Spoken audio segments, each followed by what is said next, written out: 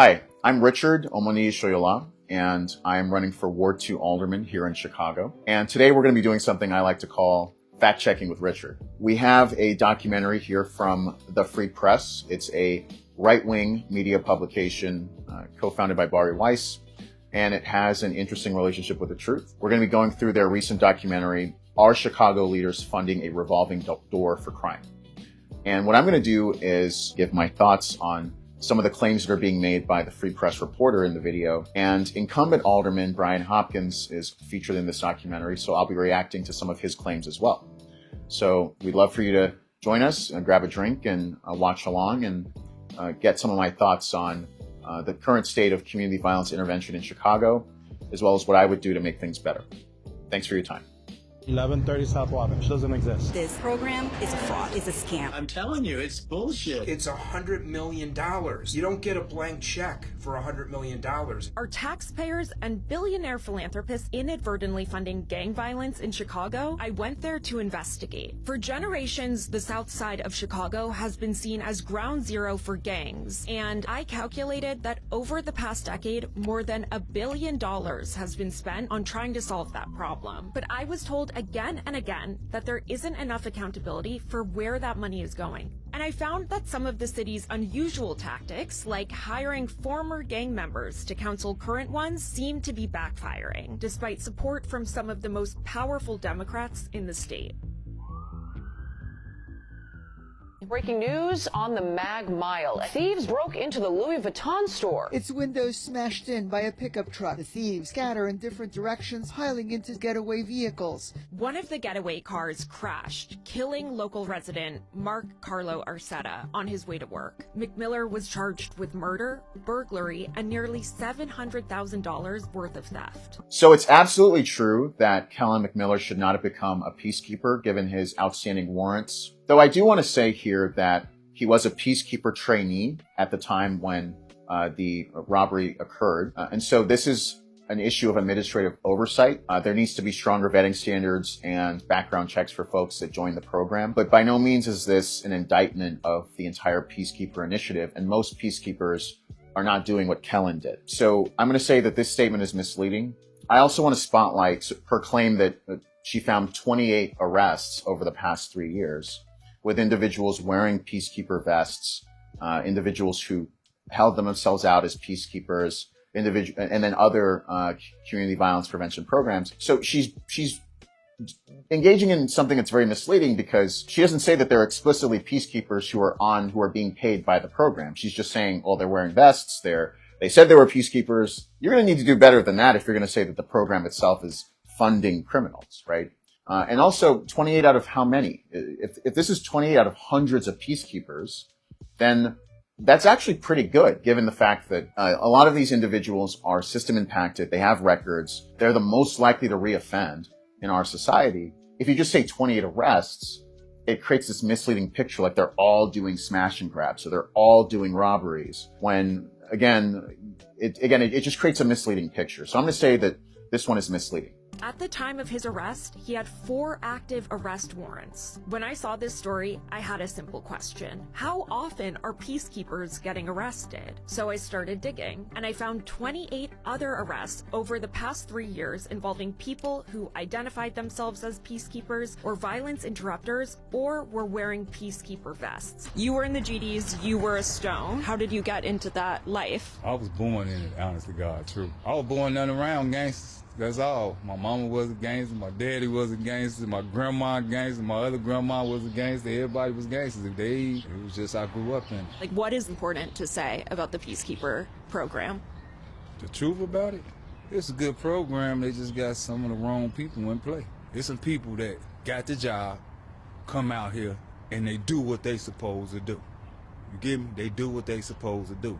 Then you got some out, a lot of them, just out here ain't doing nothing, just getting a check. The peacekeepers, the good ones, they out here doing anything. So I'm going to say that this one is actually true.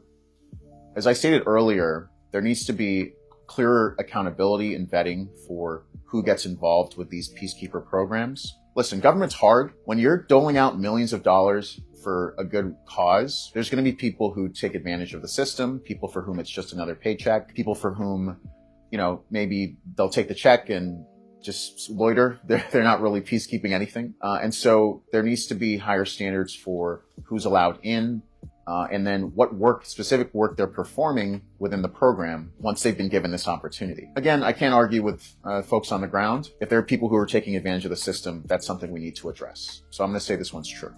When you were a peacekeeper, what would you do? We'll walk, hang with them, hang down there, hang at the curfew change, the little stove, we hang out, make sure everything is straight, all the way to the viaduct. This was like your assignment as a My peacekeeper, assignment though. as a peacekeeper. And so you were out here every day, or? Every day. Say your team is like 30 people for the peacekeepers. Okay. What % of them do you think are there just for the paycheck? 1/3. Yeah, 1/3. But it's still a problem because it's not doing what you wanted to do. How so? Because they supposed to be doing your job. What is the 1/3 up to? The 1/3 really ain't up to, they just be, some people ain't made to do this. They just getting a job, but when it's time to go to a problem like he just did, you think they gonna go down there? This gentleman makes a fair point. I mean, I'm not there. He says a third are not engaged. It is what it is. But frankly, I think if you reframe that issue, that means there's 2/3 who are engaged, right? And when you consider the fact that these types of programs are targeting the most system impacted people in the city of Chicago, the ones most vulnerable to crime, one from victimization, but then also from recidivism and reoffending, this is actually a really great outcome because it means that 2/3 of the people involved, based on his guesstimate, are actually doing a good job and actually helping to make the community safer. So why is the framing here on the 1/3 as opposed to the 2/3? And also, this is an issue of vetting. This is an issue of training. This is an issue of mentorship. You're trying to work with folks who are, again, the most vulnerable members of our society and then expect them to rise to the occasion. You got to train them. Like, violence prevention is difficult work, but in my opinion, there's a lot to celebrate here. I tried to follow the money trail for one nonprofit. So this is Aclavis? Aclavis is one of 2 nonprofits paid by the state to oversee peacekeeper programs. It also distributes grants to other nonprofits in violence prevention. This is a group that their budget is $13.5 million, or was for 2023. 95% of Aclavis's budget is coming from public dollars. A lot of these addresses, they seem to just be people's houses. According to the tax filings, someone at this address was the head of an organization that got nearly $200,000 worth of violence prevention funds. We're in a neighborhood on the south side of Chicago. Gonna go see there's a violence prevention anything at this location. Okay, so this is supposed to be a group called I Said What I Said, and there's no way to get in. The doorbell's broken. Does this look like a nonprofit to you? I ended up meeting a neighbor who told me that the previous tenant at this location had moved out. His name was Alan Toussaint Werner. I looked up Werner's organization, I Said What I Said, which Aclavis classified as a 501c3, aka a nonprofit, but it's not one. What he's actually registered for with the state of Illinois is a business called I Said What I Said Podcast and Apparel, LLC. This is obviously not a real nonprofit, and I think this exposes a major issue with government intervention into deeply entrenched social issues. When you're spending millions of dollars to address systemic issues, there's going to be people who try to take advantage of the system. This happened with COVID, with the pandemic relief, where a lot of people went to jail because they set up fake LLCs or pretended they had businesses and were affected by the pandemic. But this is a problem of human nature. This isn't an indictment of the program's goals. It's more so an issue of oversight. And so I'll say this is true to the extent that the city of Chicago needs to be doing a better job overseeing the CVI program recipients and ensuring that the right people are getting money to do the work that's needed. And then also going after folks who do take advantage of the system, holding them accountable within the justice system. But the work itself is still worth supporting, and I fully intend to support it when elected alderman. Werner's neighbor told me that he had never heard of a violence prevention group at that address. I called Werner, who told me that he is a community activist. But when I asked him about his connection to Aclavis and the money that went to I Said What I Said, He just hung up on me. These are not office buildings. This is like a huge residential area. Aklevis's tax filings showed that someone in this building was the head of an organization that received about $500,000 for violence prevention between 2021 and 2023. Is there a violence prevention organization inside? Is this offices or what is this? Nah, this is condos. It's condos? Yeah. I was able to contact the resident here, who's a known community advocate. She said she was familiar with Aklevis, but didn't know why her consulting firm was labeled as a nonprofit on their tax filing. When I asked Aklevis why these two businesses were incorrectly listed as 501c3s, they replied that this was a data entry error, which they are looking to correct. What they called an error was made on their tax filings 3 years in a row. I asked for a copy of their 2024 tax filing, but I was told it could not be provided. I'm going to rate this section as true. I think this is frankly embarrassing for Aklevis. They need to do a better job of making sure that their subgrantees deserve the funds that they're providing. And if this was a supposedly competitive process where they're giving money to one person who has a podcast and apparel LLC and then another person who says, actually, I'm not a nonprofit, that's just not going to cut it. And so to me, this is indicative of the need for better accountability measures for grantees of CBI funding, and then also better timeframes for when you file your taxes. So this is something I would be tackling as an alderman, and I think is valid to point out. Governor Pritzker has continued to make statements in support of CBI, even after Kellen McMiller's arrest. And Chicago's progressive mayor, Brandon Johnson, has helped secure funding for these programs. But at City Hall, I found that not all city leaders are bought in. It's not an open secret that these programs are scammed. There's a large industry of nonprofits in Chicago, and they make millions from this program. The biggest lobby in Chicago is not big business. It's the nonprofits. This is just a false claim by the alderwoman. There's no evidence that CBI programming attracts the biggest lobby in Chicago, that the nonprofit sector is the biggest lobby, bigger than real estate, bigger than corporate. That's just not realistic. It's not true. It's interesting to me that I keep hearing from folks on this documentary that things aren't working, then hold the groups accountable, right? Create better processes, better systems to hold organizations and grantees accountable for how money is being used, what the reporting programs are. There should be public-facing databases that are easy to search to track who's getting money, when, what their outcomes are. That's the conversation we should be having. But calling CBI a scam or saying that CBI programs are scams, to me, is not only misleading or false, it's also just missing the point. Like, we need to do a better job of addressing the issues with the administration of these programs rather than calling them scams or implying that there's no purpose for them. I just don't think that's sensible. So I'm going to say this is false. And they're using the blood flowing in the streets, demanding funding with no strings attached. There is no accountability for how the money is being flown into these programs. No accountability whatsoever. Our reporting shows that $1 billion has been spent on community violence intervention programs like the Peacekeepers since 2017. Do you feel like it's making a difference? CBI is being pushed by many who don't want to use it as an addition to law enforcement. If we look at public and private investment into CBI from 2016 to 2023, funding was a little over $640 million. So that's well below $1 billion. And if we want to say things have increased year over year by 10, 15%, whatever, that still keeps us well below $1 billion by 2026. So I'm going to say this is just completely false. I'm not sure where she's getting these statistics as $1 billion in violence prevention funding. If she's including the Chicago Police Department in that, then yeah, you get over $1 billion, but that's the police department, right? So I don't know where she's getting that number. I'd love to see a breakdown from the Free Press on where that claim is coming from. But for now, I'm going to say that's false. Individuals or organizations that are using taxpayer money for personal gain, we need to hold them accountable. It was very hard to figure out just how much money is being spent on CBI. It probably took me 2, maybe 3 days to add it all up because it's so many different agencies and so many different pools of funding. As you discovered, it's so diffused. it's almost impossible to get a definitive picture on what we're actually doing here. As the chairman of the Public Safety Committee, I'm a pro-law enforcement alderman. I'm one of the stronger supporters of the Chicago Police on the City Council. However, I also support the concept of community violence interruption. I defend it.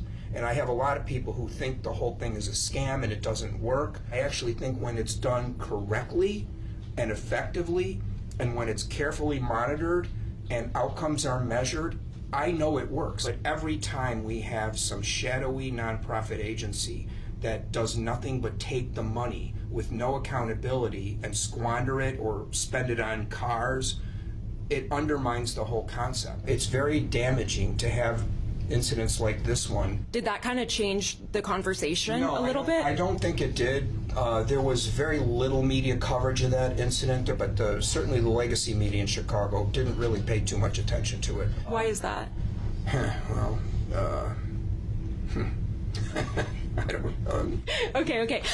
Yeah. Let me ask you. So, why are you having a conversation with me? And you're from New York. There's a whole thing that's not happening in the City Hall press corps. So I'm glad you're here, because we're giving too much money to the wrong people with no accountability. I know it's hundreds of millions. I don't know the exact figure. I wish I did. But the mayor in this last budget cycle was proposing a so-called community safety fund where he wanted to spend $100 million. And we asked him on what? And he said, well, violence interruption.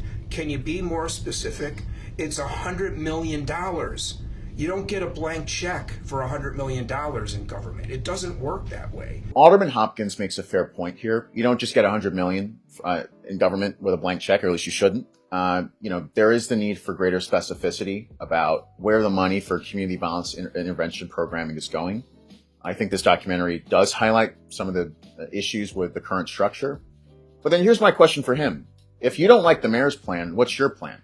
You just stated that you are sympathetic to community violence intervention. You like the concept of it. You don't like what the mayor's proposal was. What's your proposal? Because all I'm hearing from you is teen curfews, right? I'm not hearing anything about reforming the current infrastructure of CVI programming in the city of Chicago. And so this is kind of, this remark it kind of speaks to my bigger issue with Chicago politics, which is people love to complain. Even elected officials, they love to complain and they act powerless. It's like, well, I didn't like the plan. You don't just get $100 million with a blank check. All right, well, you cut the check. You put forth the proposal. You take charge. You're chair of the Public Safety Committee. Where's your plan? So I think that this is why we need a shift in leadership, because he has nice sentiment towards community violence intervention programs. But then when you actually think about what he's not doing, it's just too ineffectual. I mean, you're the chair of the committee, but you're not taking a true ownership over this issue. And so with my campaign, I do have a plan. I want oversight for grantees and subgrantees. I want public databases depicting every single person or entity that is receiving funding, their goals, their metrics, their leadership, contact information that has to be up to date. I want grantees to have much more consistent tax reporting and much better vetting of subgrantees. And I want the city council to stop bickering and calling CVI a scam and actually think about what proactive solutions are required to make a difference in the lives of the most vulnerable people in the city of Chicago. That's the leadership that we need, not more of the same. So that's why I'm running for alderman. Okay, so today we were able to look at the current landscape of community violence prevention here in Chicago. We need more transparency and oversight over who gets to partake in programs like the Peacekeepers. We need increased transparency over grantees and subgrantees who are really at the front lines of these kinds of programs, who are receiving funding, ensuring that they're getting it for appropriate uses, not podcasts and apparel companies. And we need more collaboration between the Chicago Police Department and the nonprofits that are involved on the front lines of community violence intervention. But what we also need is a new vision. What I'm offering with this campaign is a much more holistic approach to crime prevention throughout the city of Chicago that isn't just focused on teen curfews, but actually broadens our vision to the interrelationship between programs like the Peacekeepers, law enforcement, folks on the ground, volunteers. We're one city, and we have to act like it. And we're a city of broad shoulders. There's a lot of folks who want to chip in to make a difference. As alderman, I would be serving as a mediator and a bridge between the different parts of our law enforcement crime prevention ecosystem. We can't just focus on one over the other. And if you believe in this vision, share your thoughts. Go to richard4ward2.com. Hit us up on socials, Instagram, Twitter, Blue Sky, at Richard4Ward2, TikTok. You know we're on TikTok. Sign up to volunteer. We'd love to have you.